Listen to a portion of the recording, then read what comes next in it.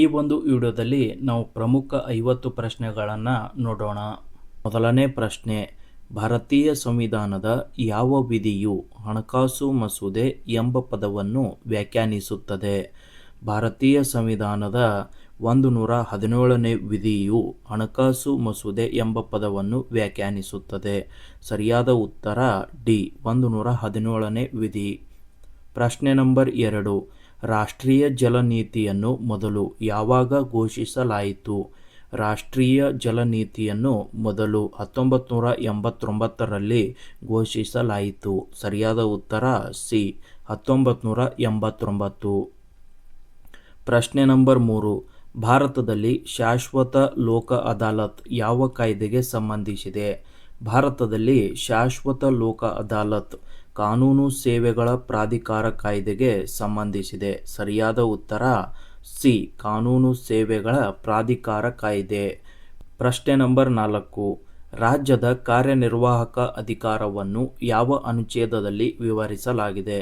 ರಾಜ್ಯದ ಕಾರ್ಯನಿರ್ವಾಹಕ ಅಧಿಕಾರವನ್ನು ಅನುಚ್ಛೇದ 162ರಲ್ಲಿ ವಿವರಿಸಲಾಗಿದೆ. ಸರಿಯಾದ ಉತ್ತರ ಬಿ, ಅನುಚ್ಛೇದ 162. ಪ್ರಶ್ನೆ ನಂಬರ್ 5, ಹಣ ಪೂರೈಕೆಯ ಅತ್ಯಂತ ಕಿರಿದಾದ ಅಳತೆ ಯಾವುದು? ಹಣ ಪೂರೈಕೆಯ ಅತ್ಯಂತ ಕಿರಿದಾದ ಅಳತೆ M1. ಸರಿಯಾದ ಉತ್ತರ ಸಿ, M1. ಪ್ರಶ್ನೆ ನಂಬರ್ 6, ಭಾರತೀಯ ಸಂವಿಧಾನದ ಯಾವ ಭಾಗವು ಕೇಂದ್ರ ಮತ್ತು ರಾಜ್ಯಗಳ ನಡುವಿನ ಆಡಳಿತ ಸಂಬಂಧಗಳ ಬಗ್ಗೆ ತಿಳಿಸುತ್ತದೆ? ಭಾರತೀಯ ಸಂವಿಧಾನದ ಕೇಂದ್ರ ಮತ್ತು ರಾಜ್ಯಗಳ ನಡುವಿನ ಆಡಳಿತವನ್ನು ಭಾಗ 10ರಲ್ಲಿ ತಿಳಿಸಲಾಗಿದೆ. ಸರಿಯಾದ ಉತ್ತರ ಎ, ಭಾಗ 10. ಪ್ರಶ್ನೆ ನಂಬರ್ 7, ರಾಷ್ಟ್ರೀಯ ಹಸಿರು ನ್ಯಾಯಮಂಡಳಿ ಯಾವ ವರ್ಷದಲ್ಲಿ ಸ್ಥಾಪನೆಯಾಯಿತು? ರಾಷ್ಟ್ರೀಯ ಹಸಿರು ನ್ಯಾಯಮಂಡಳಿ ಸ್ಥಾಪನೆಯಾಗಿದ್ದು 2010ರಲ್ಲಿ. ಸರಿಯಾದ ಉತ್ತರ ಸಿ, 2010. ಪ್ರಶ್ನೆ ನಂಬರ್ 8, ಭಾರತದ ಮೊದಲ ಜೀವಗೋಳ ಮೀಸಲು ಯಾವುದು? ಭಾರತದ ಮೊದಲ ಜೀವಗೋಳ ಮೀಸಲು ನೀಲಗಿರಿ. ಸರಿಯಾದ ಉತ್ತರ ಎ, ನೀಲಗಿರಿ. ಪ್ರಶ್ನೆ ನಂಬರ್ 9, ಸಾರ್ವಜನಿಕ ಲೆಕ್ಕಪತ್ರ ಸಮಿತಿಯ ಅಧ್ಯಕ್ಷರು ಯಾರು? ಸಾರ್ವಜನಿಕ ಲೆಕ್ಕಪತ್ರ ಸಮಿತಿಯ ಅಧ್ಯಕ್ಷರು ವಿರೋಧ ಪಕ್ಷದ ಸದಸ್ಯರು. ಸರಿಯಾದ ಉತ್ತರ ಬಿ, ವಿರೋಧ ಪಕ್ಷದ ಸದಸ್ಯರು. ಪ್ರಶ್ನೆ ನಂಬರ್ 10, ರಾಷ್ಟ್ರೀಯ ಆದಾಯದಿಂದ ಪರೋಕ್ಷ ತೆರಿಗೆಗಳನ್ನು ಕಳೆಯುವಾಗ ಏನು ಸಿಗುತ್ತದೆ? ರಾಷ್ಟ್ರೀಯ ಆದಾಯದಿಂದ ಪರೋಕ್ಷ ತೆರಿಗೆಗಳನ್ನು ಕಳೆಯುವಾಗ ಅಂಶ ವೆಚ್ಚದಲ್ಲಿ ರಾಷ್ಟ್ರೀಯ ಆದಾಯ ಸಿಗುತ್ತದೆ. ಸರಿಯಾದ ಉತ್ತರ ಸಿ, ಅಂಶ ವೆಚ್ಚದಲ್ಲಿ ರಾಷ್ಟ್ರೀಯ ಆದಾಯ. ಪ್ರಶ್ನೆ ನಂಬರ್ 11, ರಾಜ್ಯಸಭೆಯ ಸದಸ್ಯರ ಅಧಿಕಾರಾವಧಿ ಎಷ್ಟು? ರಾಜ್ಯಸಭೆಯ ಸದಸ್ಯರ ಅಧಿಕಾರಾವಧಿ 6 ವರ್ಷಗಳು. ಸರಿಯಾದ ಉತ್ತರ ಸಿ, 6 ವರ್ಷಗಳು. ಪ್ರಶ್ನೆ ನಂಬರ್ 12, ಭಾರತದ ಅತಿ ದೊಡ್ಡ ಉಪ್ಪು ನೀರಿನ ಡೆಲ್ಟಾ ಯಾವುದು? ಭಾರತದ ಅತಿ ದೊಡ್ಡ ಉಪ್ಪು ನೀರಿನ ಡೆಲ್ಟಾ ಸುಂದರ್ಬನ್ಸ್. ಸರಿಯಾದ ಉತ್ತರ ಡಿ, ಸುಂದರ್ಬನ್ಸ್. ಪ್ರಶ್ನೆ ನಂಬರ್ 13, ಕರೆನ್ಸಿ ಅಪಮೌಲ್ಯೀಕರಣದ ನಿರ್ಧಾರವನ್ನು ಯಾರು ತೆಗೆದುಕೊಳ್ಳುತ್ತಾರೆ? ಕರೆನ್ಸಿ ಅಪಮೌಲ್ಯೀಕರಣದ ನಿರ್ಧಾರವನ್ನು ಹಣಕಾಸು ಸಚಿವಾಲಯ ತೆಗೆದುಕೊಳ್ಳುತ್ತದೆ. ಸರಿಯಾದ ಉತ್ತರ ಬಿ, ಹಣಕಾಸು ಸಚಿವಾಲಯ. ಪ್ರಶ್ನೆ ನಂಬರ್ 14, ಸಂವಿಧಾನದ 12ನೇ ಪಟ್ಟಿ. ಸಂವಿಧಾನದ 12ನೇ ಪಟ್ಟಿ, ಇದು ವೇಳಾಪಟ್ಟಿಯಲ್ಲ, ಪಟ್ಟಿ ಯಾವುದಕ್ಕೆ ಸಂಬಂಧಿಸಿದೆ? ಸರಿಯಾದ ಉತ್ತರ ಪುರಸಭೆಗಳು. ಸರಿಯಾದ ಉತ್ತರ ಬಿ, ಪುರಸಭೆಗಳು. ಸಂವಿಧಾನದ 12ನೇ ಪಟ್ಟಿ ಪುರಸಭೆಗಳಿಗೆ ಸಂಬಂಧಿಸಿದೆ. ಪ್ರಶ್ನೆ ನಂಬರ್ 15, ರಾಷ್ಟ್ರೀಯ ಜನಸಂಖ್ಯಾ ನೀತಿಯನ್ನು ಯಾವಾಗ ಘೋಷಿಸಲಾಯಿತು? ರಾಷ್ಟ್ರೀಯ ಜನಸಂಖ್ಯಾ ನೀತಿಯನ್ನು 2000ರಲ್ಲಿ ಘೋಷಿಸಲಾಯಿತು. ಸರಿಯಾದ ಉತ್ತರ ಸಿ, 2000. ಪ್ರಶ್ನೆ ನಂಬರ್ 16, ಭಾರತೀಯ ಒಕ್ಕೂಟದ ಪ್ರದೇಶವನ್ನು ಯಾವ ಅನುಚ್ಛೇದ ವಿವರಿಸುತ್ತದೆ? ಭಾರತೀಯ ಒಕ್ಕೂಟದ ಪ್ರದೇಶವನ್ನು ಅನುಚ್ಛೇದ 1ರಲ್ಲಿ ಕಾಣಬಹುದು. ಸರಿಯಾದ ಉತ್ತರ ಎ, ಅನುಚ್ಛೇದ 1. ಪ್ರಶ್ನೆ ನಂಬರ್ 17, ಖರೀದಿ ಶಕ್ತಿ ಸಮಾನತೆ ಅನ್ನು ಯಾವುದನ್ನು ಹೋಲಿಸಲು ಬಳಸಲಾಗುತ್ತದೆ? ಖರೀದಿ ಶಕ್ತಿ ಸಮಾನತೆಯನ್ನು ಆದಾಯ ಮಟ್ಟ ಹೋಲಿಸಲು ಬಳಸಲಾಗುತ್ತದೆ. ಸರಿಯಾದ ಉತ್ತರ ಸಿ, ಆದಾಯ ಮಟ್ಟ ಹೋಲಿಸಲು ಬಳಸಲಾಗುತ್ತದೆ. ಪ್ರಶ್ನೆ ನಂಬರ್ 18. ಸಂವಿಧಾನದ ಪೀಠಿಕೆಗೆ ಸಮಾಜವಾದಿ ಎಂಬ ಪದವನ್ನು ಯಾವ ತಿದ್ದುಪಡಿಯ ಮೂಲಕ ಸೇರಿಸಲಾಯಿತು? ಸಮಾಜವಾದಿ ಎಂಬ ಪದವನ್ನು 42ನೇ ತಿದ್ದುಪಡಿಯ ಮೂಲಕ ಸೇರಿಸಲಾಯಿತು. ಸರಿಯಾದ ಉತ್ತರ ಬಿ 42ನೇ ತಿದ್ದುಪಡಿ. ಪ್ರಶ್ನೆ ನಂಬರ್ 19. ರಾಷ್ಟ್ರೀಯ ಶಿಕ್ಷಣ ನೀತಿ 2020ರ ಪ್ರಕಾರ ಶಾಲಾ ರಚನೆ ಏನು? ರಾಷ್ಟ್ರೀಯ ಶಿಕ್ಷಣ ನೀತಿ 2020ರ ಪ್ರಕಾರ 5+3+3+4.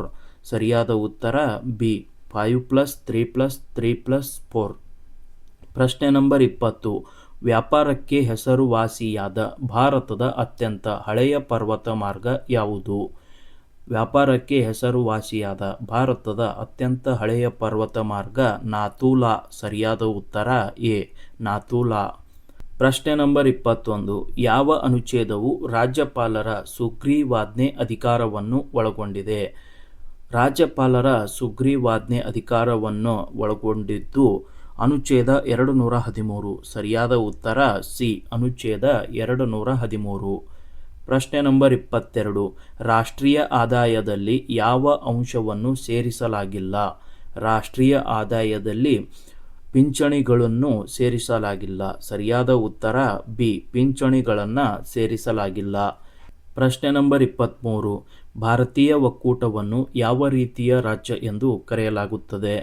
ಭಾರತೀಯ ಒಕ್ಕೂಟವನ್ನು ಅರೆ ಫೆಡರಲ್ ಎಂದು ಕರೆಯಲಾಗುತ್ತದೆ. ಸರಿಯಾದ ಉತ್ತರ ಡಿ ಅರೆ ಫೆಡರಲ್ ರಾಜ್ಯ ಎಂದು ಕರೆಯಲಾಗುತ್ತದೆ. ಪ್ರಶ್ನೆ ನಂಬರ್ 24. ಲೋಕಸಭೆಯಲ್ಲಿ ಅವಿಶ್ವಾಸ ನಿರ್ಣಯವು ಯಾವ ಅನುಚ್ಛೇದಕ್ಕೆ ಸಂಬಂಧಿಸಿದೆ?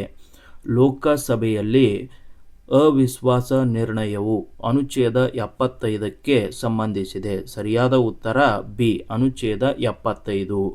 ಪ್ರಶ್ನೆ ನಂಬರ್ 25. ರಾಷ್ಟ್ರೀಯ ಖಾದ್ಯ ತೈಲ ಮಿಷನ್ನ ಉದ್ದೇಶವೇನು? ರಾಷ್ಟ್ರೀಯ ಖಾದ್ಯ ತೈಲ ಮಿಷನ್ನ ಉದ್ದೇಶವು ಆಮದು ಕಡಿಮೆ ಮಾಡಲು. ಸರಿಯಾದ ಉತ್ತರ ಬಿ ಆಮದು ಕಡಿಮೆ ಮಾಡಲು ಈ ಒಂದು ಮಿಷನ್ನ ಆರಂಭಿಸಲಾಗಿದೆ. ಪ್ರಶ್ನೆ ನಂಬರ್ 26. ಯಾವ ನದಿಯು ಭಾರತದ ಅತ್ಯಂತ ಆಳವಾದ ನದಿ ಕಂದಕವನ್ನು ಹೊಂದಿದೆ? ಯಾವ ನದಿಯು ಭಾರತದ ಅತ್ಯಂತ ಆಳವಾದ ಕಂದಕವನ್ನು ಒಳಗೊಂಡಿದೆ? ಸರಿಯಾದ ಉತ್ತರ ಸಿ ಬ್ರಹ್ಮಪುತ್ರ. ಸರಿಯಾದ ಉತ್ತರ ಸಿ ಬ್ರಹ್ಮಪುತ್ರ ಭಾರತದ ಅತ್ಯಂತ ಆಳವಾದ ನದಿ ಕಂದಕ. ಪ್ರಶ್ನೆ ನಂಬರ್ 27. ಸಂವಿಧಾನ ಸಭೆಯು ಮೊದಲು ಸಭೆ ಯಾವಾಗ ಸೇರಿತು? ಸಂವಿಧಾನ ಸಭೆಯು ಮೊದಲ ಸಭೆ ಸೇರಿದ್ದು ಡಿಸೆಂಬರ್ 9, 1946. ಸರಿಯಾದ ಉತ್ತರ ಎ ಡಿಸೆಂಬರ್ 9, 1946. ಪ್ರಶ್ನೆ ನಂಬರ್ 27. ರಾಜ್ಯ ಪಟ್ಟಿಯಲ್ಲಿ ಎಷ್ಟು ವಿಷಯಗಳಿವೆ? ರಾಜ್ಯ ಪಟ್ಟಿಯಲ್ಲಿ ಒಟ್ಟು 61 ವಿಷಯಗಳಿವೆ. ಸರಿಯಾದ ಉತ್ತರ ಬಿ 61 ವಿಷಯಗಳು. ಪ್ರಶ್ನೆ ನಂಬರ್ 29. ಭಾರತದ ಮೊದಲ ಗವರ್ನರ್ ಜನರಲ್ ಯಾರು? ಭಾರತದ ಮೊದಲ ಗವರ್ನರ್ ಜನರಲ್ ಸಿ ಗೋಪಾಲಾಚಾರಿ. ಸರಿಯಾದ ಉತ್ತರ ಬಿ ಸಿ ಗೋಪಾಲಾಚಾರಿ. ಪ್ರಶ್ನೆ ನಂಬರ್ 30. ರಾಷ್ಟ್ರೀಯ ಭದ್ರತಾ ಮಂಡಳಿಯ ಅಧ್ಯಕ್ಷರು ಯಾರು? ರಾಷ್ಟ್ರೀಯ ಭದ್ರತಾ ಮಂಡಳಿಯ ಅಧ್ಯಕ್ಷರು ಪ್ರಧಾನಿಗಳು. ಸರಿಯಾದ ಉತ್ತರ ಡಿ ಪ್ರಧಾನಿಗಳು. ಪ್ರಶ್ನೆ ನಂಬರ್ 31. ಭಾರತೀಯ ಸಂವಿಧಾನದ ಯಾವ ವಿಧಿಯು ಜಂಟಿ ಸಭೆಗೆ ಅವಕಾಶ ನೀಡುತ್ತದೆ? ಭಾರತದ ಸಂವಿಧಾನವು ಜಂಟಿ ಸಭೆಗೆ ಅವಕಾಶ ನೀಡುವುದು ಅನುಚ್ಛೇದ 108. ಸರಿಯಾದ ಉತ್ತರ ಬಿ ಅನುಚ್ಛೇದ 108 ಜಂಟಿ ಸಭೆಗೆ ಅವಕಾಶವನ್ನು ನೀಡುತ್ತದೆ. ಪ್ರಶ್ನೆ ನಂಬರ್ 32. ರಾಷ್ಟ್ರೀಯ ಹೂಡಿಕೆ ನೀತಿ ಯಾವ ವಲಯಕ್ಕೆ ಸಂಬಂಧಿಸಿದೆ? ರಾಷ್ಟ್ರೀಯ ಹೂಡಿಕೆ ನೀತಿ ವಿದೇಶಿ ಹೂಡಿಕೆಗೆ ಸಂಬಂಧಿಸಿದೆ. ಸರಿಯಾದ ಉತ್ತರ ಸಿ ವಿದೇಶಿ ಹೂಡಿಕೆಗೆ ವಲಯಕ್ಕೆ ಸಂಬಂಧಿಸಿದೆ. ಪ್ರಶ್ನೆ ನಂಬರ್ 33. ಭಾರತದಲ್ಲಿ ಸಾರ್ವಜನಿಕ ಸಾಲದ ಮಿತಿಯನ್ನು ಯಾರು ನಿರ್ಧರಿಸುತ್ತಾರೆ? ಭಾರತದಲ್ಲಿ ಸಾರ್ವಜನಿಕ ಸಾಲದ ಮಿತಿಯನ್ನು ನಿರ್ಧರಿಸುವವರು ಸಂಸತ್ತು. ಸರಿಯಾದ ಉತ್ತರ ಬಿ ಸಂಸತ್ತು. ಪ್ರಶ್ನೆ ನಂಬರ್ 34. ರಾಷ್ಟ್ರೀಯ ಆದಾಯದ ಲೆಕ್ಕಾಚಾರದಲ್ಲಿ ಯಾವುದನ್ನು ಸೇರಿಸಲಾಗಿಲ್ಲ? ರಾಷ್ಟ್ರೀಯ ಆದಾಯದ ಲೆಕ್ಕಾಚಾರದಲ್ಲಿ ಪಿಂಚಣಿಯನ್ನು ಸೇರಿಸಲಾಗಿಲ್ಲ. ಸರಿಯಾದ ಉತ್ತರ ಸಿ ಪಿಂಚಣಿ. ಪ್ರಶ್ನೆ ನಂಬರ್ 35. ಭಾರತೀಯ ರಿಸರ್ವ್ ಬ್ಯಾಂಕ್ ರಾಷ್ಟ್ರೀಕರಣಗೊಂಡಿದ್ದು ಯಾವಾಗ? ಭಾರತೀಯ ರಿಸರ್ವ್ ಬ್ಯಾಂಕ್ ರಾಷ್ಟ್ರೀಕರಣಗೊಂಡಿದ್ದು 1949. ಸರಿಯಾದ ಉತ್ತರ ಡಿ 1949. ಪ್ರಶ್ನೆ ನಂಬರ್ 36. ಭಾರತದೊಳಗೆ ಸಿಕ್ಕಿಂ ಪೂರ್ಣ ರಾಜ್ಯತ್ವವನ್ನು ಯಾವಾಗ ಪಡೆದುಕೊಂಡಿತು? ಭಾರತದೊಳಗೆ ಸಿಕ್ಕಿಂ ಪೂರ್ಣ ರಾಜ್ಯತ್ವವನ್ನು 1975ರಲ್ಲಿ ಪಡೆದುಕೊಂಡಿತು. ಸರಿಯಾದ ಉತ್ತರ ಸಿ 1975. ಪ್ರಶ್ನೆ ನಂಬರ್ 37. ಯಾವ ಅನುಚ್ಛೇದವು ರಾಷ್ಟ್ರೀಯ ತುರ್ತು ಪರಿಸ್ಥಿತಿ ಎಂದು ಘೋಷಿಸಲಾಗುತ್ತದೆ? ಅನುಚ್ಛೇದ 352 ರಾಷ್ಟ್ರೀಯ ತುರ್ತು ಪರಿಸ್ಥಿತಿ ಎಂದು ಘೋಷಿಸಲಾಗುತ್ತದೆ. ಸರಿಯಾದ ಉತ್ತರ ಎ 352. ಪ್ರಶ್ನೆ ನಂಬರ್ 38. ರಾಷ್ಟ್ರೀಯ ಜಲಮಾರ್ಗ 2 ಯಾವ ನದಿಗೆ ಸಂಬಂಧಿಸಿದೆ? ರಾಷ್ಟ್ರೀಯ ಜಲಮಾರ್ಗ 2 ಬ್ರಹ್ಮಪುತ್ರ ನದಿಗೆ ಸಂಬಂಧಿಸಿದೆ. ಸರಿಯಾದ ಉತ್ತರ ಬಿ ಬ್ರಹ್ಮಪುತ್ರ. ಪ್ರಶ್ನೆ ನಂಬರ್ 39. ಸಂವಿಧಾನದ 73ನೇ ತಿದ್ದುಪಡಿ ಯಾವುದಕ್ಕೆ ಸಂಬಂಧಿಸಿದೆ? ಸಂವಿಧಾನದ 73ನೇ ತಿದ್ದುಪಡಿ ಪಂಚಾಯತ್ ರಾಜ್ಯಕ್ಕೆ ಸಂಬಂಧಿಸಿದೆ. ಸರಿಯಾದ ಉತ್ತರ ಬಿ ಪಂಚಾಯತ್ ರಾಜ್. ಪ್ರಶ್ನೆ ನಂಬರ್ 40. ರಾಜ್ಯಪಾಲರ ನೇಮಕಾತಿ ಯಾವ ಅನುಚ್ಛೇದದಲ್ಲಿ ಉಲ್ಲೇಖಿಸಲಾಗಿದೆ? ರಾಜ್ಯಪಾಲರ ನೇಮಕಾತಿ ಅನುಚ್ಛೇದ 155ರಲ್ಲಿ ಉಲ್ಲೇಖಿಸಲಾಗಿದೆ. ಸರಿಯಾದ ಉತ್ತರ ಸಿ 155. ಪ್ರಶ್ನೆ ನಂಬರ್ 41. ಭಾರತದ ಅತಿ ದೊಡ್ಡ ಕರಾವಳಿ ರಾಜ್ಯ ಯಾವುದು? ಭಾರತದಲ್ಲಿ ಅತಿ ದೊಡ್ಡ ಕರಾವಳಿ ರಾಜ್ಯ ಗುಜರಾತ್. ಸರಿಯಾದ ಉತ್ತರ ಸಿ ಗುಜರಾತ್. ಪ್ರಶ್ನೆ ನಂಬರ್ 42. ಭಾರತದ ಕಂಟ್ರೋಲರ್ ಮತ್ತು ಆಡಿಟರ್ ಜನರಲ್ ಯಾವ ಆರ್ಟಿಕಲ್ಗೆ ಸಂಬಂಧಿಸಿದೆ? ಇದಕ್ಕೆ ಸರಿಯಾದ ಉತ್ತರ 148ನೇ ಆರ್ಟಿಕಲ್ ಭಾರತದ ಕಂಟ್ರೋಲರ್ ಮತ್ತು ಆಡಿಟರ್ ಜನರಲ್ ಅವರಿಗೆ ಸಂಬಂಧಿಸಿದೆ. ಸರಿಯಾದ ಉತ್ತರ ಎ 148. ಪ್ರಶ್ನೆ ನಂಬರ್ 43. ರಾಷ್ಟ್ರೀಯ ಆಹಾರ ಭದ್ರತಾ ಮಿಷನ್ ಯಾವಾಗ ಪ್ರಾರಂಭವಾಯಿತು? ರಾಷ್ಟ್ರೀಯ ಆಹಾರ ಭದ್ರತಾ ಮಿಷನ್ 2008ರಲ್ಲಿ ಪ್ರಾರಂಭವಾಯಿತು. ಸರಿಯಾದ ಉತ್ತರ ಡಿ 2008. ಪ್ರಶ್ನೆ ನಂಬರ್ 44. ಸಂವಿಧಾನದ 11ನೇ ಪಟ್ಟಿ ಯಾವುದಕ್ಕೆ ಸಂಬಂಧಿಸಿದೆ? ಸಂವಿಧಾನದ 11ನೇ ಪಟ್ಟಿ ಪಂಚಾಯಿತಿಗಳಿಗೆ ಸಂಬಂಧಿಸಿದೆ. ಸರಿಯಾದ ಉತ್ತರ ಬಿ ಪಂಚಾಯತ್ಗಳಿಗೆ ಸಂಬಂಧಿಸಿದೆ. ಪ್ರಶ್ನೆ ನಂಬರ್ 45. ಭಾರತದ ಅತ್ಯಂತ ದೊಡ್ಡ ಸಿಹಿ ನೀರಿನ ಸರೋವರ ಯಾವುದು? ಭಾರತದ ಅತ್ಯಂತ ದೊಡ್ಡ ನೀರಿನ ಸರೋವರ ಉಲ್ಲರ್ ಸರೋವರ. ಸರಿಯಾದ ಉತ್ತರ ಎ ಉಲ್ಲರ್ ಸರೋವರ. ಪ್ರಶ್ನೆ ನಂಬರ್ 46. ಹಣದುಬ್ಬರವನ್ನು ಅಳೆಯುವ ಪ್ರಮುಖ ಸೂಚ್ಯಂಕ ಯಾವುದು?